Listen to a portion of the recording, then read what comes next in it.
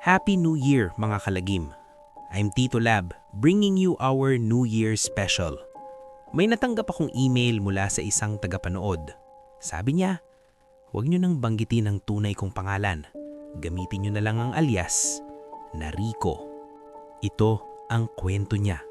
Isang kwento ng kabataan, bagong taon, at ng isang pagkakamaling hanggang ngayon ay hindi niya makalimutan.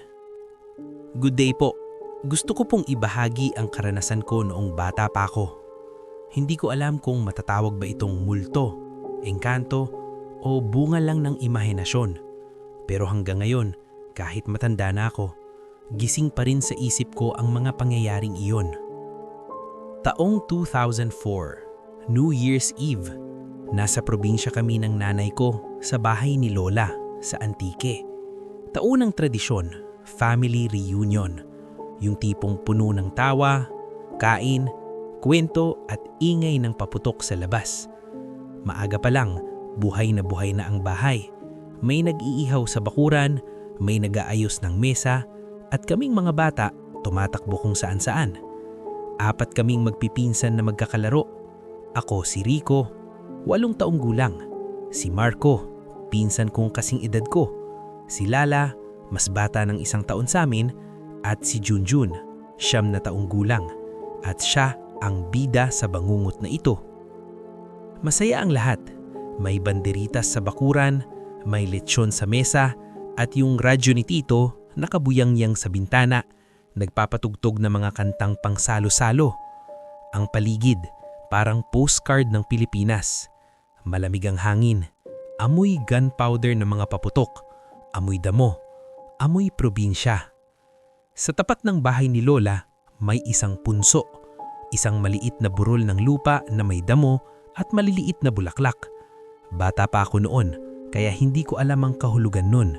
Pero sabi ni Lola, bawal apakan, bawal sirain, may nakatira dyan, respeto lang.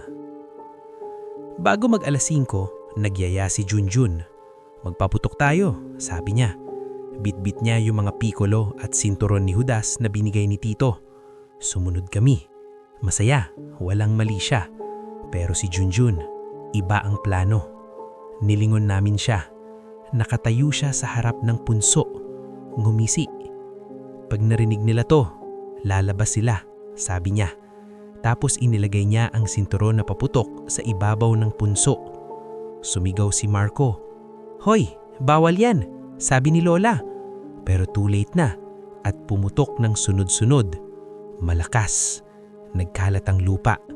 May usok, may amoy ng sinunog na damo. Pagkatahimik, may bumigat sa paligid. Walang hangin, walang ibon. Tahimik na parang libing.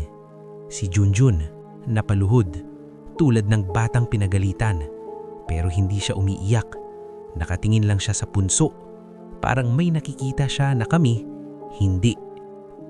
Kinagabihan, masaya ang salo-salo, pero si Junjun, tahimik, hindi kumikibo, hindi sumasagot. Tinitingnan niya lang yung bintana.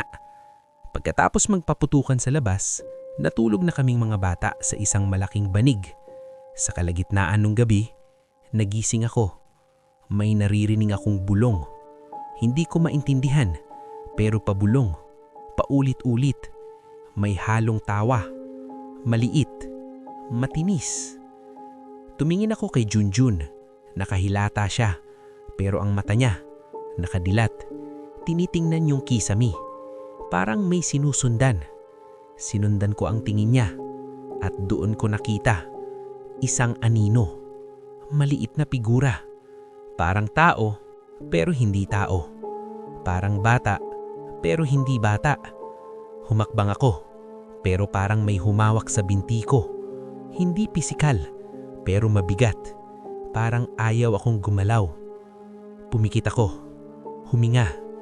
Pagbilat ko, wala na.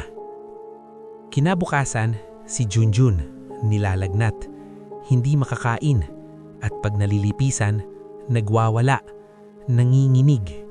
Parang may nakatira sa katawan niya. Dinala siya sa bayan, sa klinika. Sabi ng doktor, walang kakaida. Fever lang po. Baka pagod. Pero hindi yun normal na lagnat. Tuwing sasapit ang gabi, nagiging ibang tao si Junjun.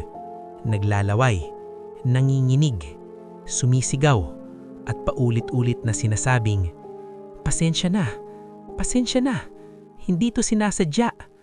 Tapos bigla na lang mag-iiba ang boses, manipis, maliliit, parang tumatawa. Doon na nagdesisyon si Lola. Tawagin si Mang Apolinario, ang albularyo. Dumating si Mang Apolinario. Payat, tinginan pa lang, parang alam na niya.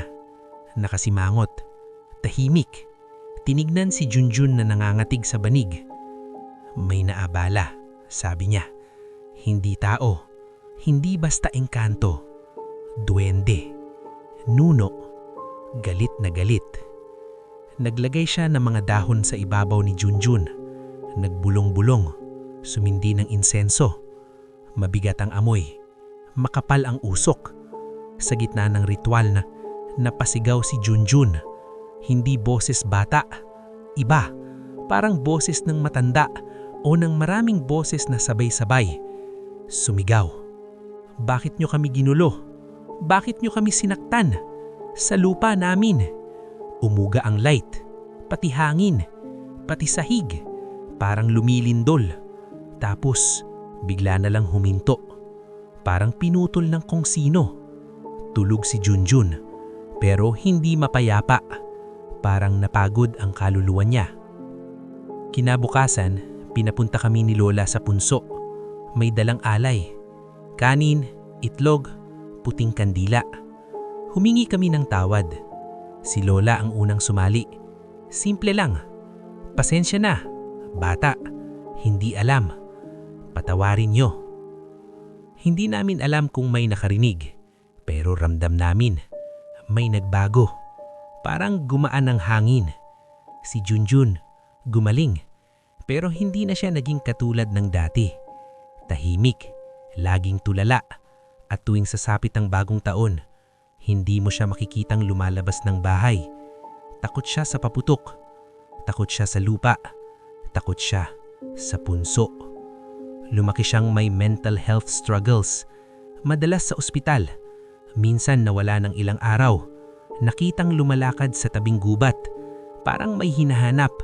Parang may tinatawag. At tuwing tatanungin namin, isang sagot lang ang sinasabi. May pagkakakutang ako. May babalikan pa ako. Hanggang ngayon nagtataka ako. Totoo ba yun? O bunga lang ng batang imahinasyon? Pero isang bagay ang hindi ko malilimutan. Tuwing dumadalaw kami kay Lola, dumaraan kami sa harap ng punso. At tuwing napapatingin ako doon, may pakiramdam akong may nagmamasdan. Hindi masama, hindi ring mabait. Basta, naandyan. Maraming salamat po sa pakikinig. Rico. Kung may kwento ka ring ganito, isend mo sa aming email. Baka sa susunod, kwento mo na ang babasahin ko. Ito ang Lagim Lab PH, kung saan ang takot ay hindi kathang isip lang. Happy New Year and stay safe.